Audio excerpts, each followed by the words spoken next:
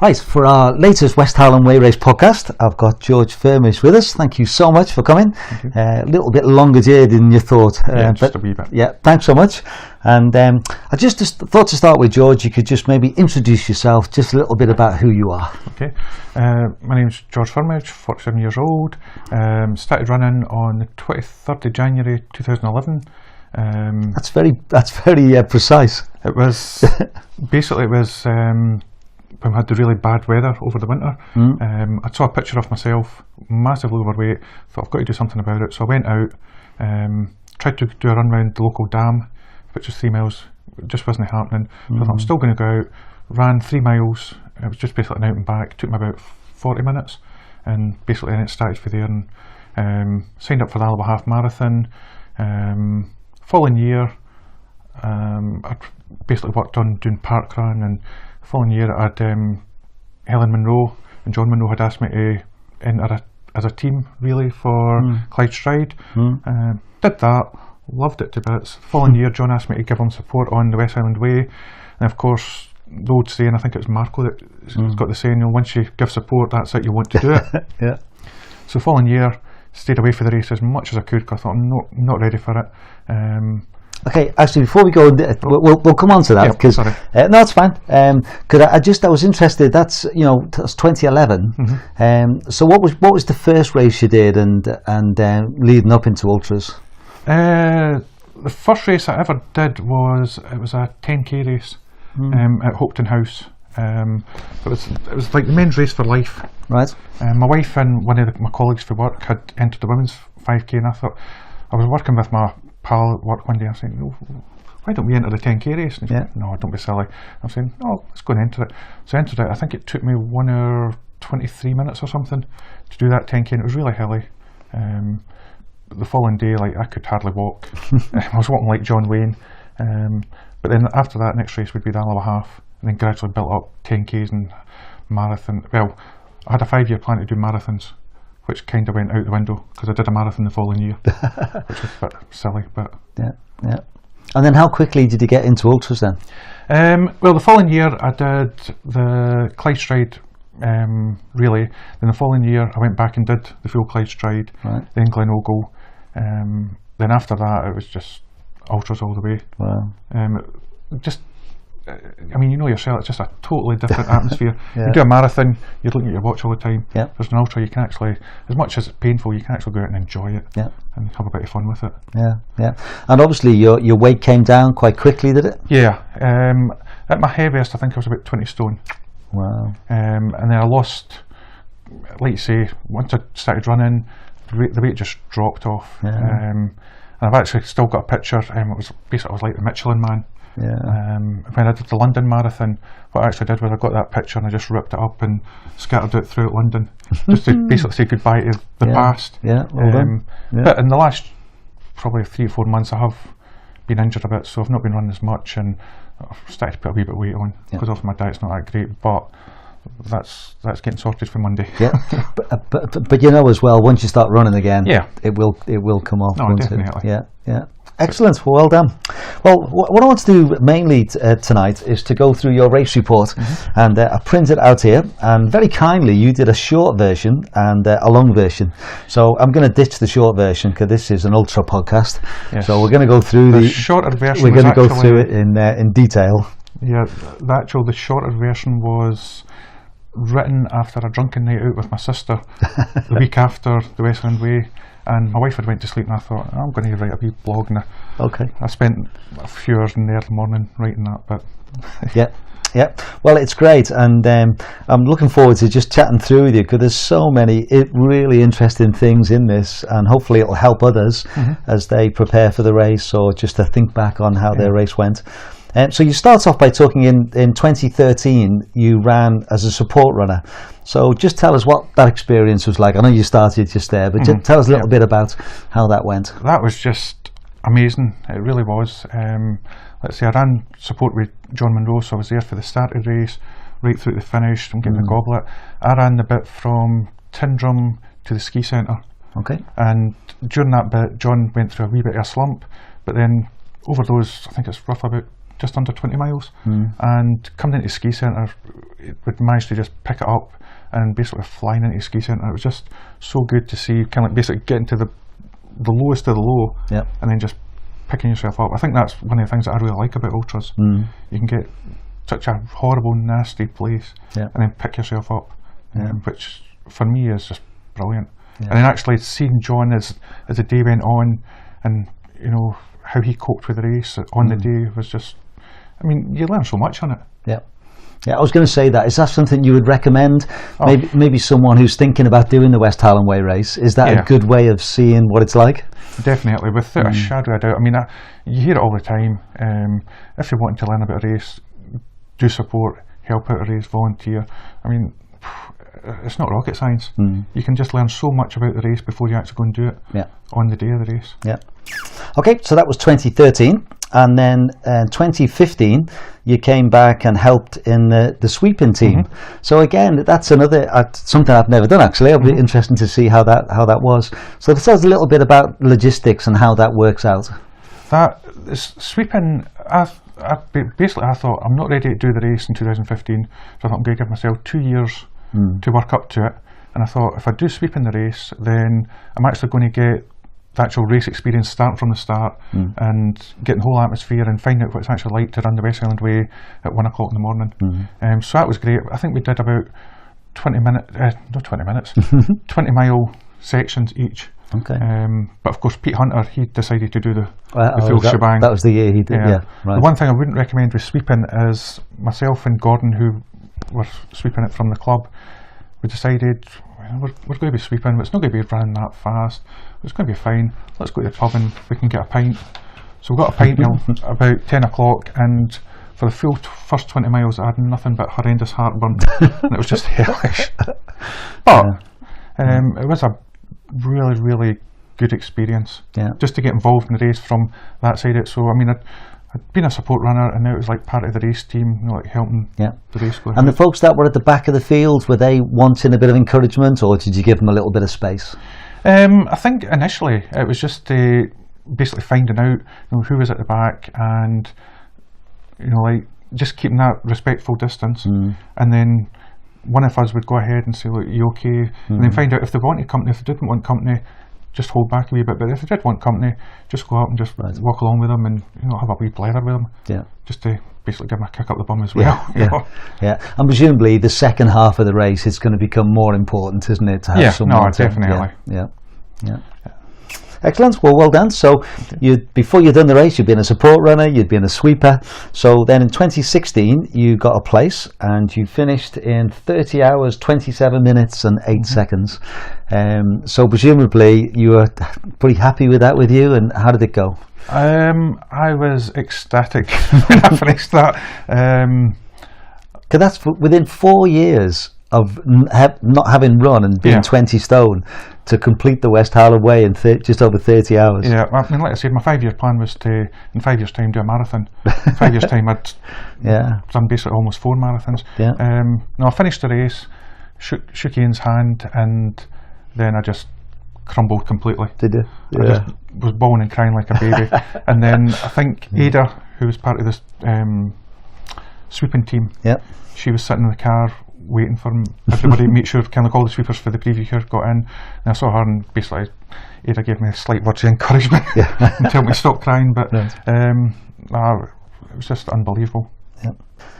Okay, so that was a great experience in 2016, but not only did you do the West Highland Way, you did the Triple Crown as well, didn't you? So I've got your times here. You finished the Fling in 12 hours 20:24, and the Devils in 9:50:50. And you finished 31st overall out of the 39 people that did the Triple Crown, and just 52 hours, 38 and 22 seconds. So again, that was obviously a goal, was it, to do all three? And so in a sense, not only just doing the West Highland Way, you also were on the track 3 times. So just give us a feel of how the other races went as well. The Fling, basically what I did with the Fling was just go out, enjoy it. It sounds a bit crass to say it, but you know, treat it as a training run. The West Highland Way, just get that done. Obviously crying like a baby at the end of that. A few, I think it's 6 weeks Yeah. So the Devils. Yeah. Do the Devils. But after finishing the Devils, it was like, oh, okay. But I think, because the West Highland Way was the big one. Right. Okay. That was like the main focus for the year. Yeah.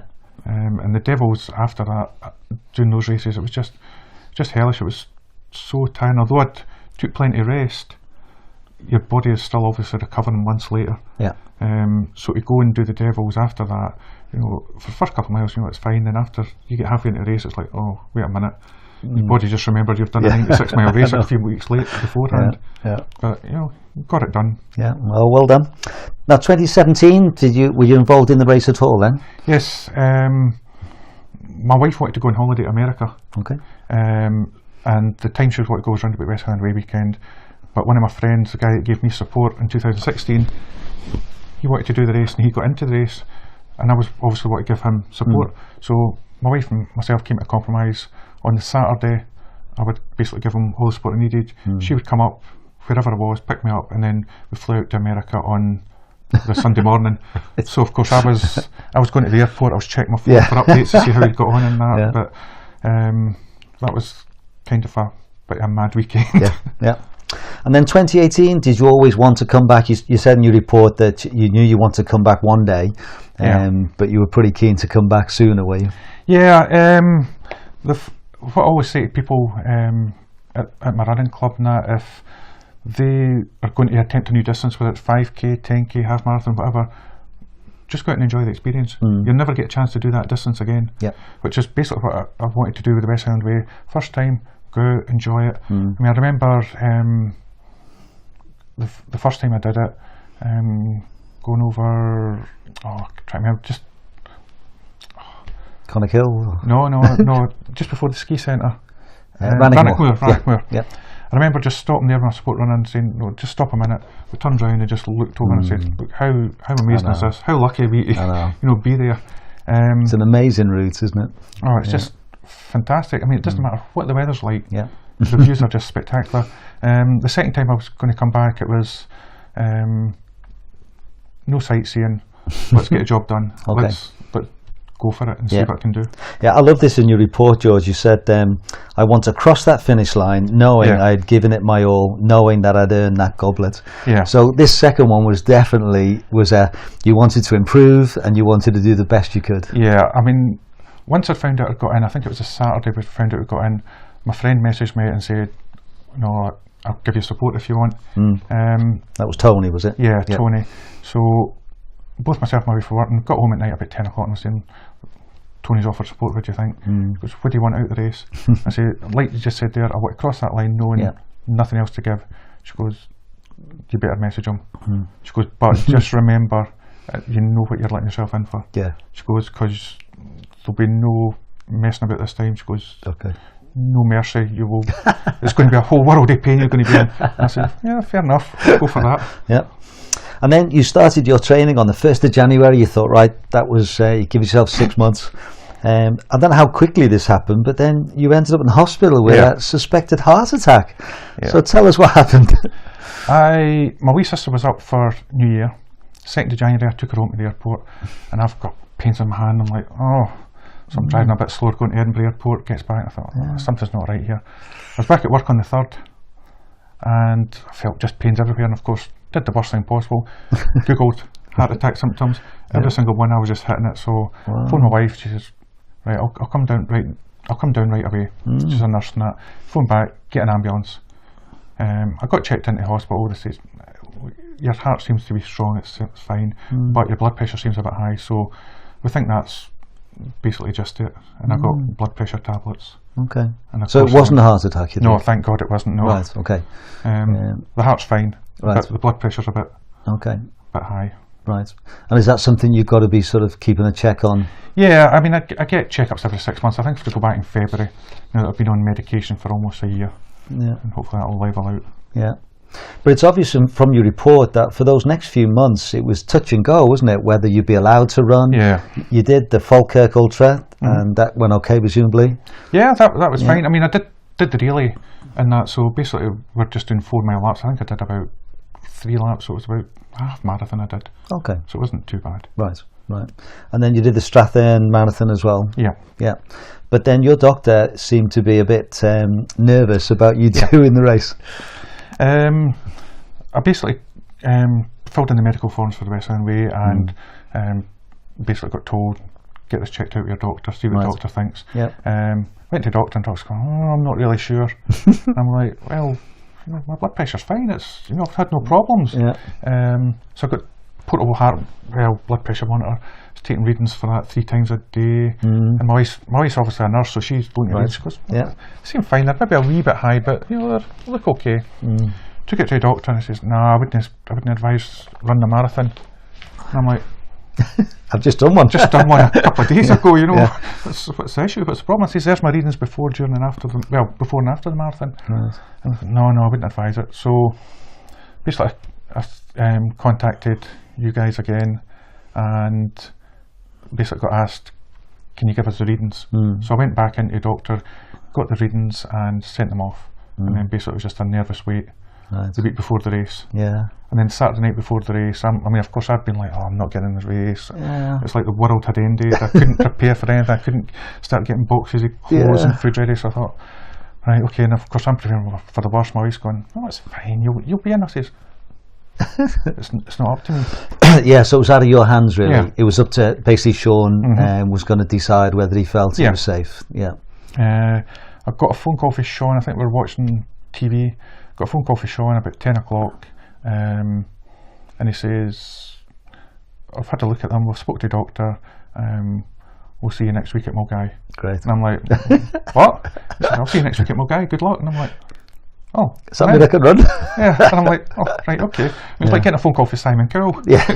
But no, it was great. Obviously when I put the phone down, I was just like, just a mess. Yeah, I can imagine. Just more excited than anything else. I go run downstairs and I'm saying to my wife and kids, I'm in. I've got in. I've got a race to prepare for. And she's going, oh, okay. And I'm like, come on, women. I think everyone who's watching this, listening to this, who've been in that race, will know that those few weeks before are quite tense. Really, it's on your mind all the time, isn't it? And so I don't know what it must have been like for you to not know whether you were going to be in it or not. I was probably the grumpiest person in the world I can for imagine. those weeks. Yeah. But like I said to my wife, each time I had a setback, and each time I got told, you can run. It sort of gave me the motivation, and it basically showed to me how much the actual race did mean to me. Yeah, well, I was going to mention that's what you said in your report. You said it made you realise just how important the race is. The fact that it could have been taken away from you. Yeah. Yeah, I've never fought so much to get into a race in all my life. It's crazy, isn't it? Because it's going to hurt, isn't it? It's you're in for 1 or 2 days of complete and utter hell and pain. You just set yourself up for it. You could be lying in bed all weekend.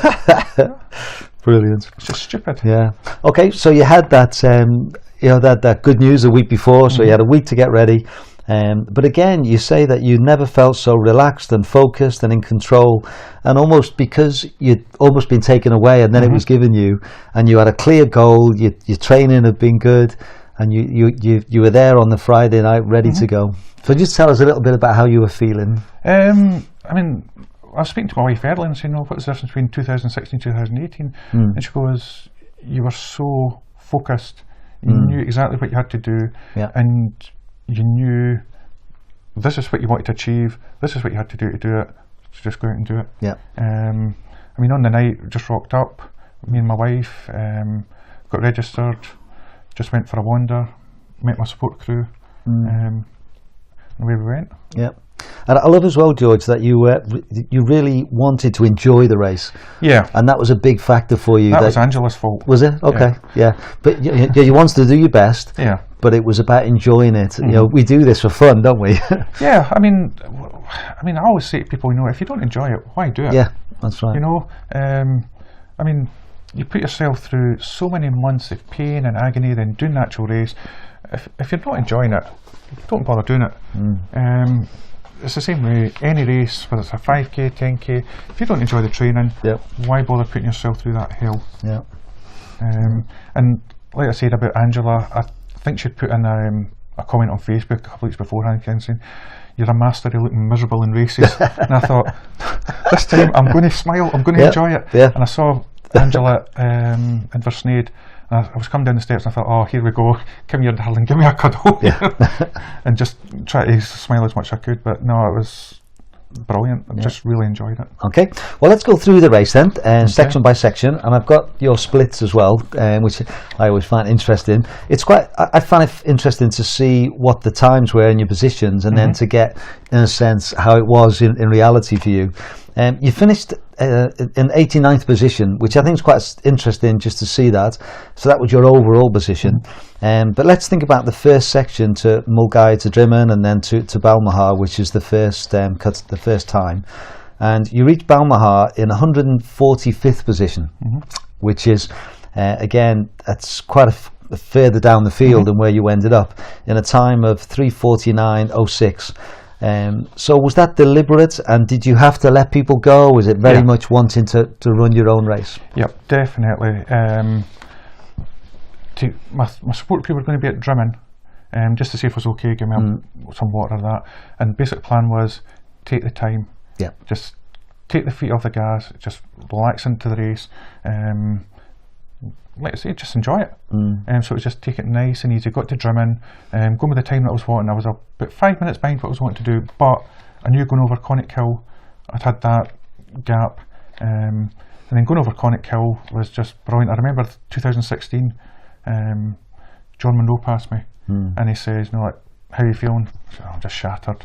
And he says, "Oh, it's okay. Once the sunlight comes up, it'll be fine." That same bit this year, I was going over Connick.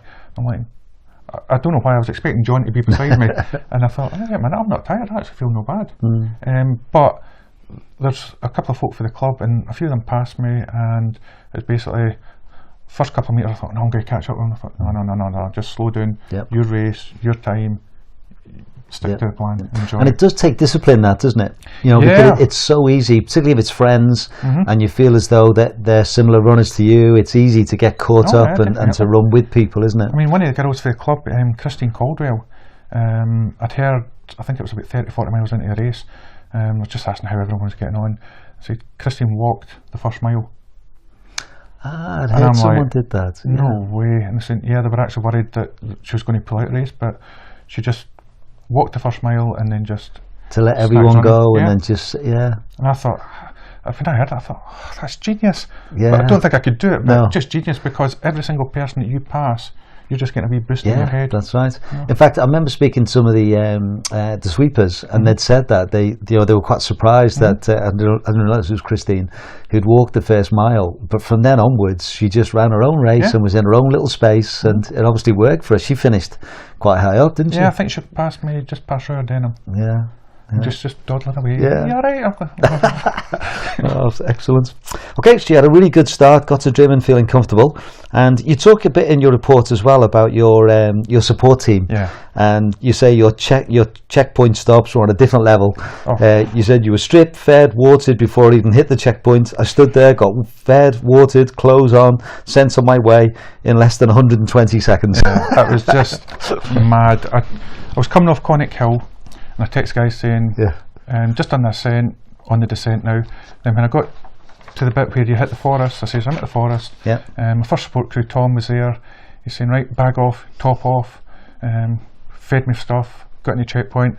Tony's there with a t-shirt, get the t-shirt on, get the buff changed, just feed me. And of course I just stood there. I'm like, it was just like, open your mouth, feed that. And of course my wife is used to doing all that, but she just stood back, and I could just see her going, hope you're enjoying this. I didn't even have a chance to stop, and it was right, on you go, out you go. And I'm like, right, okay.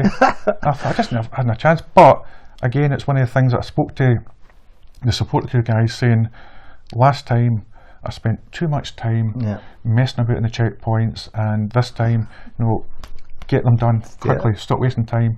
So we decided, coming into the checkpoint, we'll eat, do the business in the checkpoint, and then get out as quick as we can. That way you're minimising the time, and it worked perfectly. So again, what advice would you give to a runner in your situation of the way they talk to their support team? Basically, on the day, it's not just you that's to get to Fort William, it's your support crew. It's to get to Fort William as well. Yeah. Without your support crew, you've got no chance of getting there. Yeah.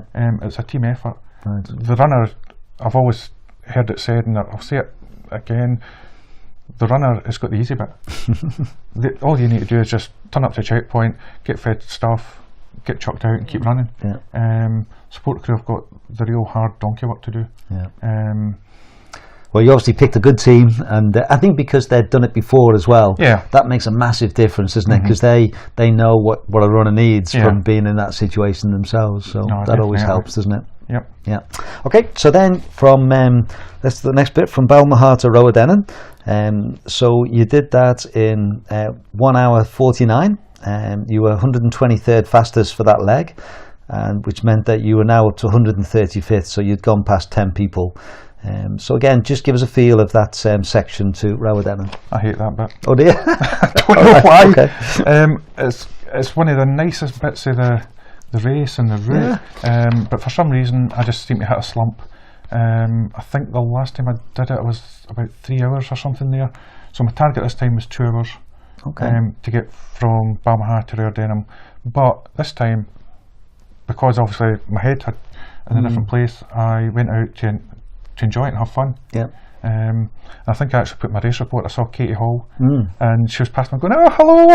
I think it's the first time, because any time I normally see her, she's like, "Oh, hello, how you doing?" I'm like, "Oh, whatever." You know. So I mean, this year I did actually enjoy it a wee bit. Yeah. I often think that section is when your body starts to switch as well from carbohydrates to fats, and I've often gone through a bit of a low point after Balmaha, and I'm sure it's part of what's going on within your body as well, and it can affect you mentally, can't it? I mean, I suppose it's like a marathon, because you're hitting the 20-mile mark, and then you're just sort of hitting the wall, I suppose, in a way. Obviously you've got a couple more walls to hit your head against. Good. Okay, so you got to Roadennan. Did your support team, do you see them there? Did they come? My missus, she went up to Benglass, but the two guys, they went up to Roadennan, and they basically just had some soup, a roll, and my blood pressure tablet that I forgot to take at Balmaha. Right, okay. But they just told me how I was doing, and then basically just kicked me out and told me to move myself. Yeah. Okay, so then you've got the lock side from Roadennan to Inversnaid and then to Benglass. And by the time you reached Benglass, you were 143rd position. So you'd actually lost a few places, and your split from Roadennan to Benglass was probably your worst in comparison to the field. So that's the sort of facts, as it were. It was 4 hours 10 for that section. And just tell us, were you aware, or did you feel as though you were slipping a bit? It's always my worst section. I don't know if it's just because it's a lock side and you've got to clamber through it and just get on with it, basically. But going into Inversnaid, I felt okay, and I think going out of there, I just put some music on just to get past the lock side bit and get on with it. But I was aware that I was losing time, but I thought, if I'm losing time now, then that'll probably benefit me later on in the race, rather than try to rush through that bit. Because I mean, I've done the fling a few times, so I know going through that lock side section, you're not going to gain anything by trying to push it. So if you just take your time and enjoy it as much as you can, then just man up and get on with it, basically. I meant to ask, actually, did you have a time in mind? I know you said you wanted to do the best you could, but did you have a time that you were aiming for? I usually have like ABC and targets, and I spoke to Sean on the Saturday night, and he says, "Look, what time do you think you'll do it?" And I says, "Well, last time was 30 hours. Ideally, I would like to get, ultimate goal would be under 24 hours. I says, "But if I get 24 hours something," he says, "That's great." I says, "But I reckon it'll probably be 27 hours. So for me to get, was it 24.50 something? 53. Was brilliant. Okay, And at Benglass, what sort of time were you hoping to get there? I think I'd roughly worked out my times, not to Benglass but to Ochtertyre for about the 12-hour mark. So I think I'd lost a bit of time going up to Benglass, and I never regained it going to Ochtertyre, so I think I was about 15-20 minutes behind what I'd planned to do, which was no big deal. I mean, I'd always said to my wife, here's the times that I plan on doing, but from 15 minutes either way, it doesn't matter. Anything more than that, then kick my arse. Yeah, yeah. And you mentioned going past Dario's post, and did you met Dario? Did you know him? I've never met him. I've never. I mean, obviously, I've read about him. I've watched Closing Distance. But every time I go past the post, I just give a wee salute to him. Yeah, yeah. And just say, "All right, big man." Yeah, definitely. And I think that post, just to turn round and have a look, is a beautiful view, isn't it, down the loch? Just amazing. Yeah, on a good day, particularly. Just love that bit. Yeah, excellent. So you got into Ben Glass. Was your support team there? They were as efficient as always, were they? They were ready, waiting on me. Basically, got me in and out as quick as I could. The last time I was at Ben Glass in 2016, I was 15 minutes off the cut-offs. So this time I was well in front of it. Yep. One of the guys from my club, Gordon, he was out there. I think he was helping Ada with the sweep team. Yep. He was there saying, like, "Come on, we'll get a picture. We'll get a picture." And Tony, my support crew, says, "No, he's not getting a picture. Move your butt." I'm like, "Okay, calm down." You know? But no, they were as efficient as ever. Yeah. I was starting to hate them by that point. Brilliant. And I think from there onwards, looking at your positions, you basically just worked your way through the field from that point onwards. So the next section from Ben Glass to Uachtatai, it took you 2 hours 40, and that meant you were 12 and a half hours to Uachtatai. You were maybe thinking 12, but you were a little bit over that. But again, your split position was 130th, so you're starting to work your way through the field. So did it feel like that? Do you feel as though you were coming into your own a bit more and starting to work your way? Once I got to Uachtatai, and I felt good.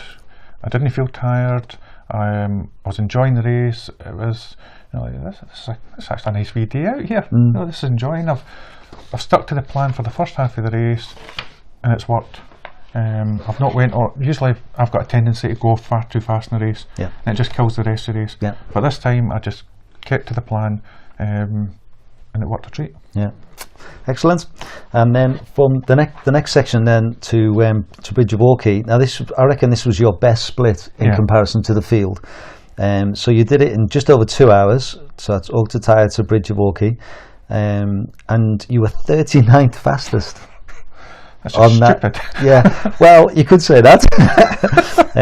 But it's obviously that you were moving well in relation to the field, and you must have been passing people because you gained over 23 places. Now it might be some of those might be in the checkpoint. You might have been less time, but you must have gone past. And were you aware of going past people? Yeah, we'd got the bit where you go under the railway bridge.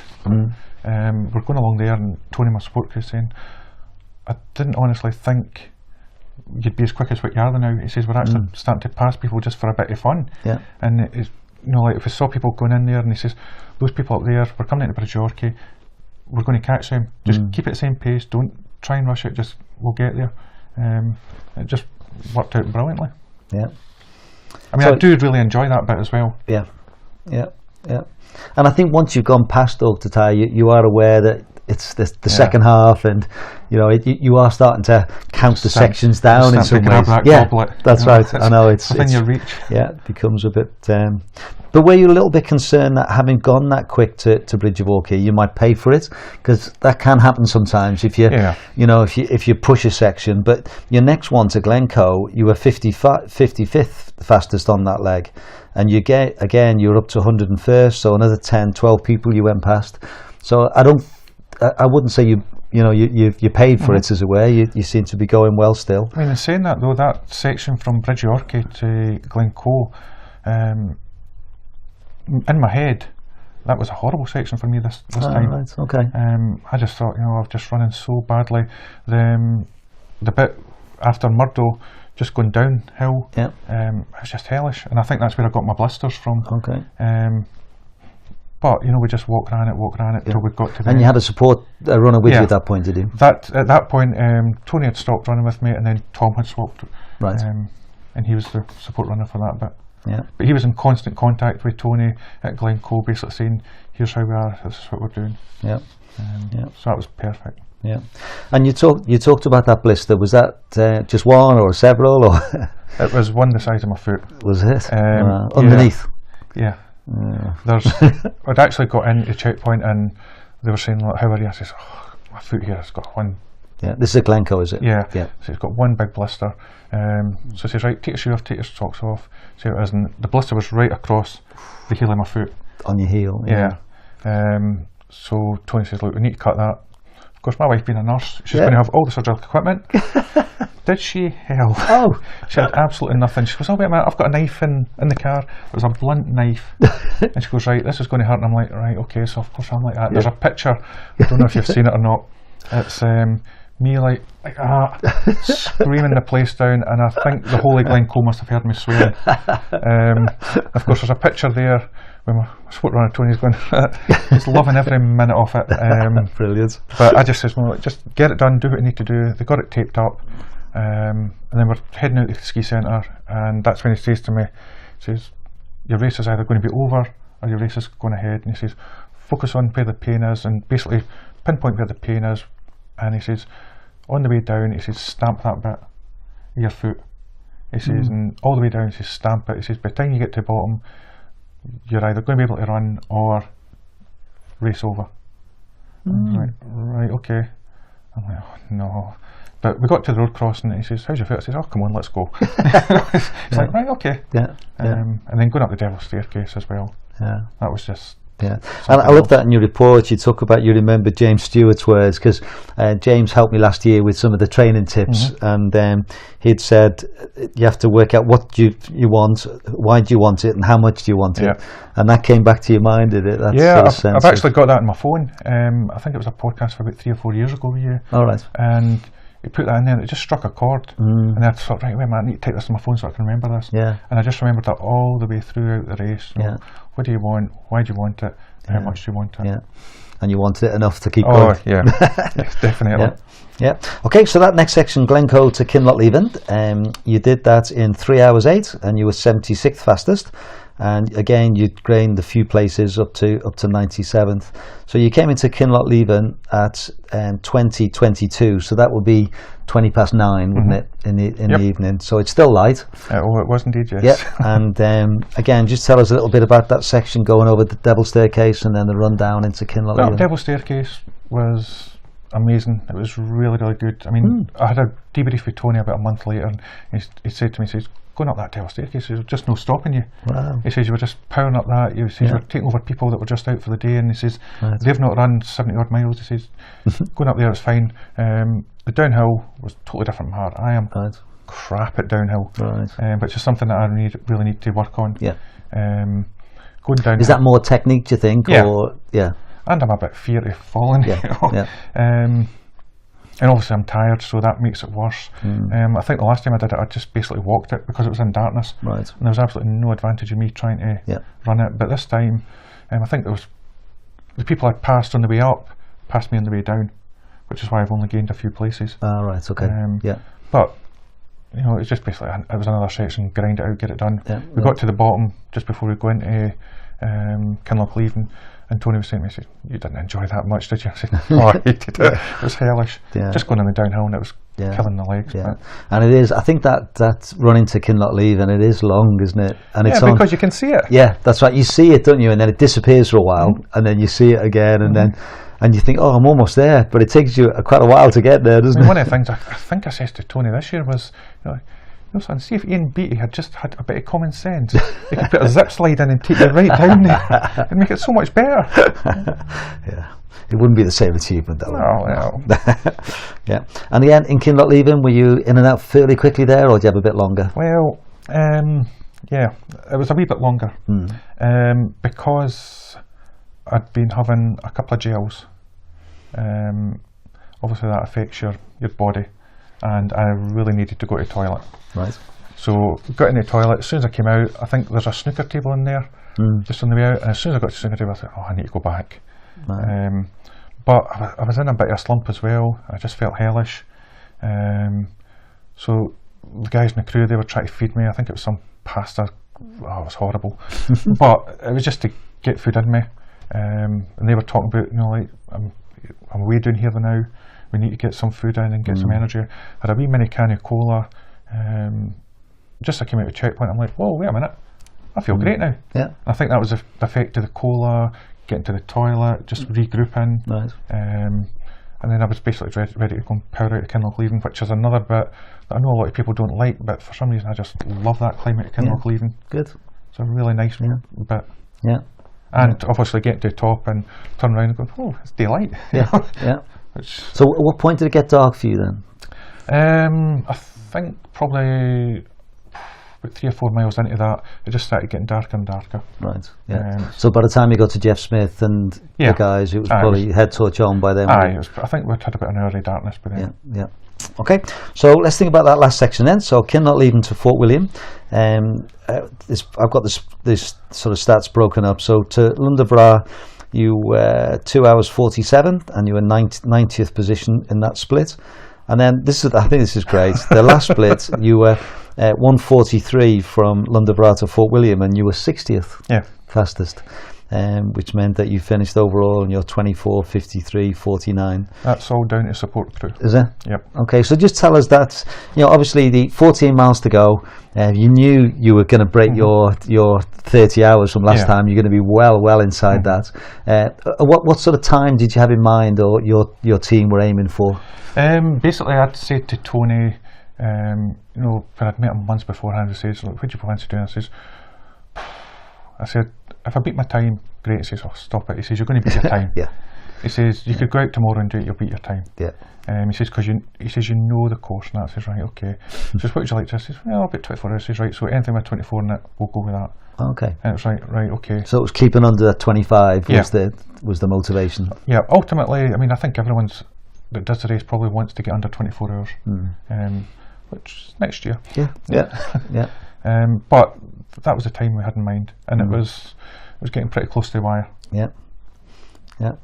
But those two sections, you must have been running a fair bit of that as well as walking, because if you were just walking, it would take you another hour on to Lundavra. So you must have been running the bits you could. Yeah, I mean, basically it was run, walk. Anytime we got to a stream, Tom would jump down and get some water, because earlier on in the race, I needed the toilet, but I said to Tony, I says, nothing's happening, I can't get anything. He says, you're not even the toilet, you're dehydrated. Right. So we'd got it into, we'd sort of deduced, I wasn't drinking enough. Right. So basically every opportunity, get water. And I think that basically was a wee boost as well. Every time we pass a stream, you drink your water, power on. Which was great. And then obviously seeing Jeff as well, that gives you a wee boost. I know, he's great, isn't he? Yeah. But I think that last section, that's the one that really impressed me, George, because to be able to push in and to do that in 143, and the fact that you were 60th, you finished 89th, but your leg position was 60th, that shows a lot. That shows that you were going faster than your overall position, as it were. Yep. That was all down to Tom. We done the wee climb out of Lundavra, and then we're going down and says, look, if you want this time, you need to move yourself now. He's on the phone to Tony and said, look, I mean, I could hear him talking. I thought, yous are just plotting against me. What yous up to? I'm trying to hear what they're saying, and then just try to concentrate and saying, right, look, if you want this, you need to actually move yourself. So I'm going, right, okay. Then a few guys passed me and says, look, they're passing you. They're going for the time you're going for. If you want to do this, you need to keep up with them. I'm like, I've got nothing more to give. And he says, rubbish, you have, move. So we did that. We're totally disorientated, because I think the forest has been chopped down a lot. And so I'm like, wait a minute, we're supposed to be going through this, and I just didn't know where I was. But it's really funny, because I think there's certain landmarks that we always used to remember, and now they're gone, and the path's slightly different. So some of those landmarks you don't see anymore. But the last time I did it obviously was in daylight, but this was in total darkness. But I'd done the wee climb out, and then Tom says, look, power up as hard as you can here. He says, and we've got the downhill. He says, I'm going to give you till we get to that sign. He says, so I'm going to phone Tony and we'll see where we're going. He says, but you've got that sign, then we're going. I'm like, can I walk? How do you expect me to run down here, you fool? But he says, right, he says, Tony is coming up to meet us. Right. I'm going, right, okay. He says, so we're going to go down here. So basically we're going down there. I was in a world of pain. I was just hellish. And how was the blisters? Were they still sore? Or the whole body was sore. Everything was sore, I mean, I think the pain gets a certain level that you either just suck it up or get on with it. But I think we'd done about a mile downhill, and then Tom was saying, "Oh, there he's coming. There's Tony." I'm like, "Oh, because I knew what was coming next." Yeah. I had both of them on either side of me. Just Tony was just in my ear saying, "How much do you want this? You've worked hard for this. You've worked for the last 24 hours. You need to work for this. Think of it, prize." And I says, "I just need the road. I need to see that road." And then, of course, we saw the road. He says, "Look, there's cars. You're almost there. Let's just keep going." I'm going, "I just need the road." I mean, it was just so difficult. I mean, at one point, we were just on the downhill. We were passing loads of people. Oh, right. But Tony actually had my backpack, and he had a firm grip on it. And I thought, he was pushing me all the way down. But what he actually told me, like when we had the debrief, was he said, "I wasn't pushing you down." He said, "I was holding that backpack just in case you went flying." He says, "I was just ready there to catch you, right, so you wouldn't fall." I'm going, "Right, okay." But then we got to the road, and then it was just basically, that's when you find the energy. And just fly to the end. And of course my wife was saying, "Oh, I'll be here soon," and then she just wasn't ready. And she never got any pictures. No, she did get pictures, but it's just a blur. And obviously finished it. Well, congratulations. That's and again, I really enjoyed reading your report because it was so positive, and you had a plan, and you basically achieved it. And I think sometimes people say, "Oh, it's very difficult to follow a plan," but I think you did. You had a clear plan. Your support team were great in the checkpoints. You got in and out. You were ahead of your schedule. You didn't panic when you got a bit behind. And you achieved what you wanted to do, so that's excellent. But I was also interested to read about your aftermath. And again, I think this is worthwhile for other people who might be doing the race for the first time, because having finished and been in a great sense, you had a cup of coffee, and then within a few minutes you threw that up, and then what happened? Well, I got into the ski centre, the leisure centre. Saw Sean, went up, shook his hand, said thanks for letting me in the race. Had the coffee, like, give me the. Of course, Tony was taking pictures of me being sick and that. And I thought, there's no need for this. So I thought, right, we'll go and get a shower.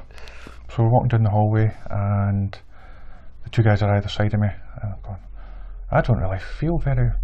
And then next minute I know Sean's looking over me. The guys are looking over me, and I'm going, oh no.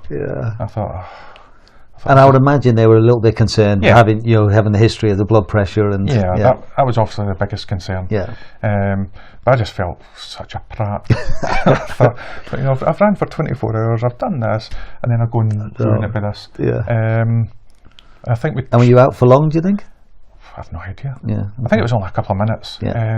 But we sat down for about 10 minutes. I tried to do a walk, and I just didn't feel right. Obviously the guys were taking videos of me, which was really nice of them. That's what you want for support runners. Then I saw biscuits. I said, give me some biscuits. I had 2 biscuits, and I said to my wife, right, that's it, I'm okay. And she's like, what? She goes, you've just fainted. I said, no. I said, give me stuff, I'm going for a shower. And she's like, you sure? And I said, no, honestly, I said, I feel 100% better. She goes, no, just sit there for a couple of minutes. I said, honestly, I feel great. Well, as great as you can feel. But after that, it was fine. Oh, well, excellent. And then just tell us your emotions in the prize giving. It's a very special occasion, isn't it? I mean, it's just unbelievable. I mean, just seeing everybody going up there, and you're waiting on yourself going up, and you're seeing people that you've ran with. There's people from a club that's there, they're going up and getting their trophies, and just the whole family feeling of it. And of course, my missus, she was sitting next to me, and she's going, what's that? I said, I'm watching everyone go up here. She's going, what? And I'm like, my sister had driven all the way up for Falkirk on her own. And obviously she'd crashed her car and that. And my wife's going, I'll let her sit down here. And I'm going, no, your place is right here now. Once you've got the goblet, then we can swap places. And she's going, right, okay. But I made sure when I went up to get my goblet that I shook Ian's hand since I missed him, because he was just skiving on the job. He went to sleep in the middle of the night. What's that about? Well, excellent. And Yeah, it's just finish off and talk about doing it again. So, just tell us a little bit then about as you reflect on it. You know, we're looking at now 4 or 5 months later, and so as you look back on the whole experience, what is the overriding emotion? Just, I suppose, it's difficult to actually sink in. I mean, I think when I was talking to Tony in the debrief, he's saying, you know, when you started running 2011, you were massively overweight. Did you honestly think you would have 2 goblets in your hand? Did you think you'd have a triple crown? Did you think you would get a 5 hour 34 minute PB? No, and he says, just sit back and think about that. And every time you think about it, it's like, wow, did I really do that? I mean, the overriding feeling I've got today is just teamwork. You know, it wasn't me going from Mulgai to Fort William, it was the 4 years going from Mulgai to Fort William, which was obviously really important and helped everyone else throughout the day. And I would imagine, you know, even though they obviously gave you a lot of ribbon and taking videos when you're being sick and everything, I'm sure they felt a real pride as well in helping you to achieve your goal. Yeah, I mean, one of my favourite photos of the whole weekend was one that Jess Smith took, and it's a picture of Tom. I think he was in the parachute regiment. Of course, I'm standing there, I'm getting a drink or whatever, and he's got a picture, and he's just looking at me, and in my head, he's looking at me on with pride. And I'm like, hey man, this guy like fought for our country, he's a parachute and all that, and he's looking at me like that, and I'm like, oh, that's quite cool. No, that's excellent. And then from then till now, have you done any more races, or have you had a bit of time off? I tried to recover as much as I could, and then in July I started up on my run a wee bit because I Glenmore 24, but my whole left leg is got everything you can think of wrong with it. But I thought, I'll go up to Glenmore, see how I get on with that. I think I got 20 miles, and I thought, nah, call it a day, this is just silly. You're just not doing yourself any favours. After Glenmore 24, I was across in America, and there are a few races there. Shorter ones, basically. I think it was a 5k, half marathon, and 5 mile race. And on the half marathon, my wife, no, I'm going to the start line, and she's going, you really shouldn't be running this, should you? And I'm going, you don't get a medal if you don't run it. But I just persevered and kept running. Then I was in the Budapest Marathon, and for 2 days solid, she was rubbing my leg, she was putting stuff in my back, she was rubbing my back, she's going, you can hardly get out of bed, you shouldn't be running this. I'm going, I need to get a medal. But after Budapest I thought, right, that's it, enough's enough. Getting physio treatment and basically just cutting back in the running. And hopefully. So how's it feeling now? It's feeling 100 times better. I'm still getting aches and pains, but it's not as severe. So that's a Brucey bonus. Good. Okay, so let's think about 2019 then. So what are your big goals, ambitions for next year? Triple Crown. All right. Okay. Have you got into the fling? I've got into the fling. And you're waiting obviously for the West Highland Way. Just waiting. I've got a suitcase out there with money waiting on it. So hopefully I get into West Highland Way, and then hopefully get into the Devils, and then basically that time that's down there for the 3 of them, just hopefully attack it, beat it up. But for next year, I'm just basically cutting back on all my races as much as possible, and just focusing on those. You're really going to target those. I think if you want to give yourself the best chance, then that's very wise. I mean, one of the problems that I've got, or one of my negatives with my running, is downhill running. So what I'm hoping to do is enter quite a lot of hill races between now and West Highland Way. And then basically, I mean, it's all very well going up a hill or going down a hill on your own, but if you're doing it in a race, you've just got to put everything into it.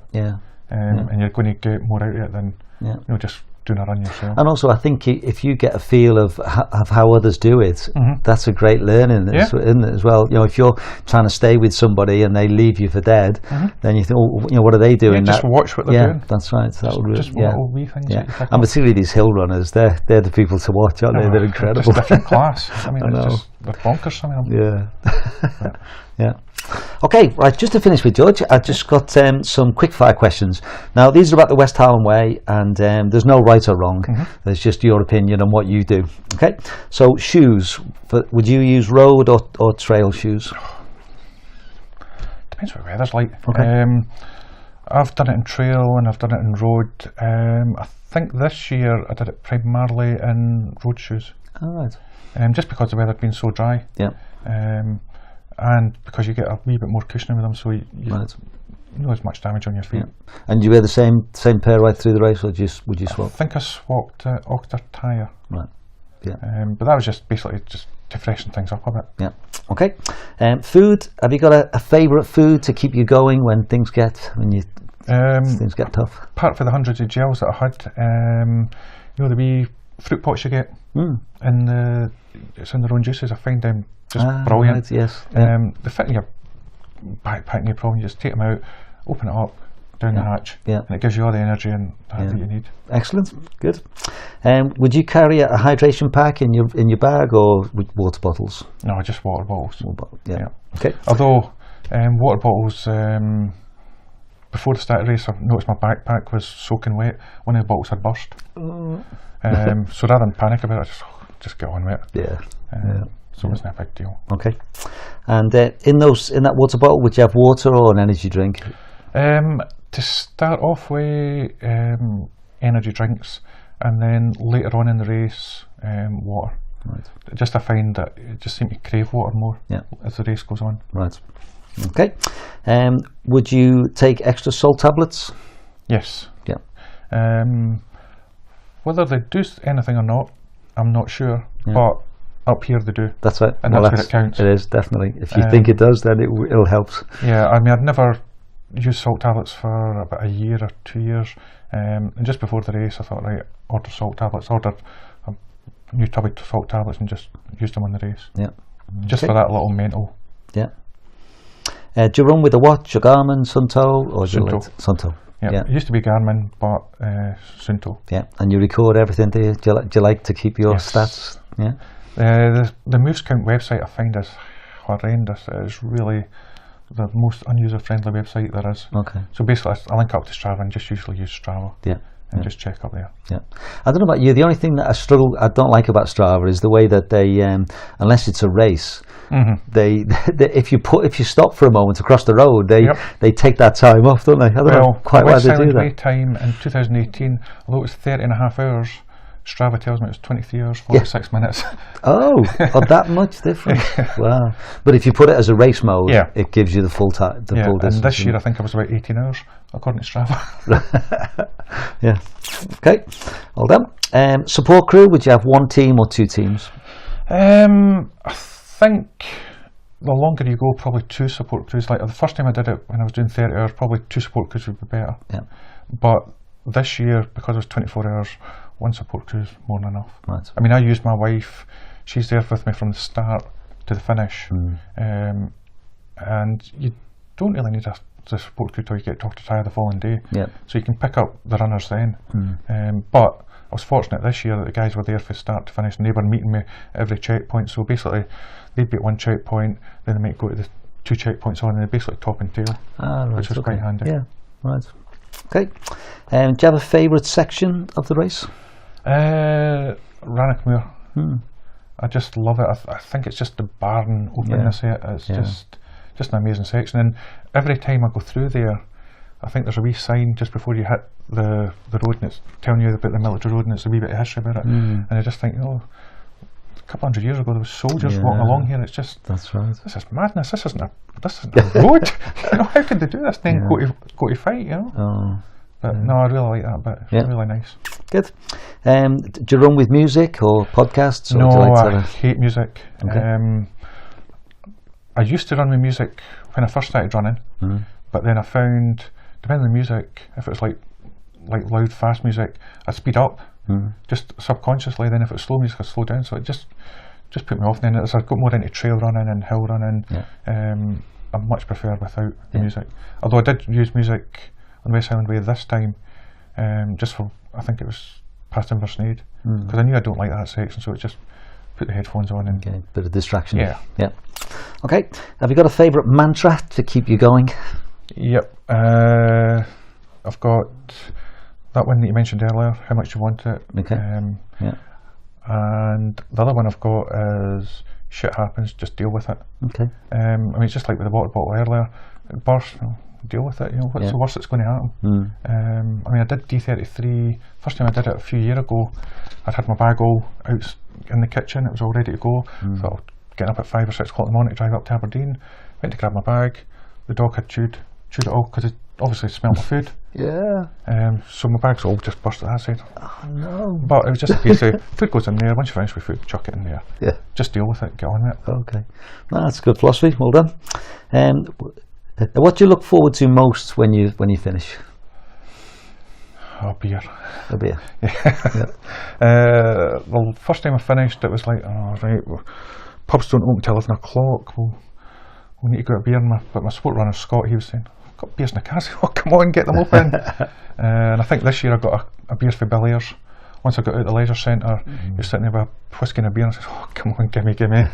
Which was kind enough to give me a bottle of beer. Yeah, excellent.